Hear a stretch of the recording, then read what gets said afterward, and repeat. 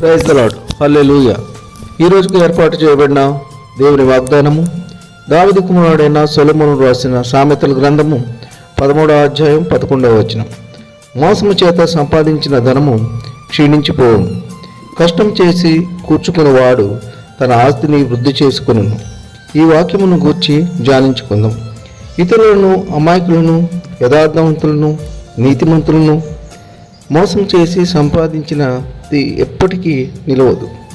అది వారికి ప్రస్తుతము ఆనందము కలిగించవచ్చును, సంతోషముగా ఉండవచ్చును, కానీ తుదకు అది క్రమేపీ తరిగిపోవును. అదే నీతిగా, నిజాయితీగా, యథార్థవంతంగా సంపాదించిన సంపాదన తుదకు అభివృద్ధి పొందును. ఏలయనగా అన్యాయంగా, అక్రమంగా సంపాదించిన సొమ్ము ఎప్పటికీ నిలబడదు.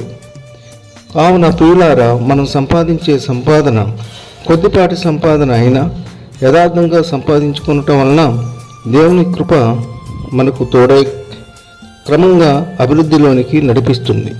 కావున మనము మోసం చేసి ఎప్పుడూ సంపాదించవద్దు. దేవుని భయభక్తులు కలిగి యథార్థంగా ఉందాం.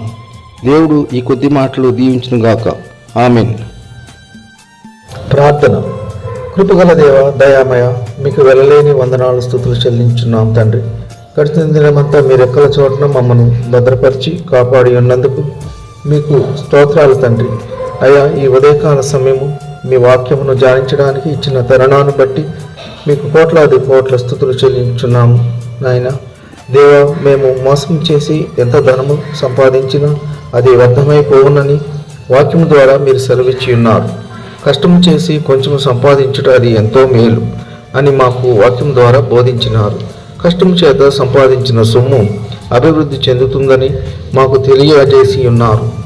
మేము మా అనుదిన జీవితంలో మాకు ఎంత కష్టం వచ్చినా, ఎంత నష్టం వచ్చినా మేము యథార్థంగా, నిజాయితీగా సంపాదించి మీకు మహిమకరంగా జీవించే కృప దయచేయమని ప్రభువైన యేసుక్రీస్తు పేరిట వేడుకొనుచున్నాము తండ్రి. ఆమేన్.